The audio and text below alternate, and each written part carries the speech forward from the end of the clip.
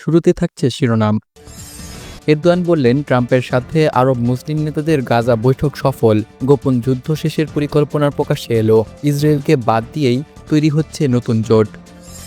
Syria ইসরায়েলের শত্রুতার অবসান, মার্কিন দূত বললেন শান্তি চুক্তি আসন্ন, প্রেসিডেন্ট আল সারার ঐতিহাসিক ঘোষণা জাতিসংঘে।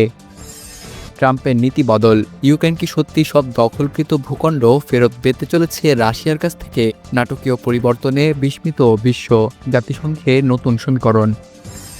গাজা অভিমুখে গ্লোবাল সামুদ ফ্লোটিলায় ভয়ঙ্কর ড্রোন হামলা, আকাশ থেকে বিস্ফোরণ, রাসায়নিক ছিটানো এবং ভয়ঙ্কর রাত।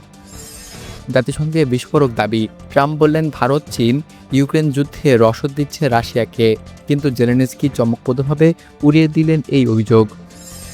এবং জাতিসংঘে ট্রাম্পের বিস্ফোরক সতর্কবার্তা, ইউরোপের প্যালেস্টাইন স্বীকৃতি হামাসকে শক্তিশালী করছে, ইরানের পারমাণবিক হুমকি ঘিরে চরম উত্তেজনা। দর্শক, এতক্ষণ শিরোনাম দেখছিলেন।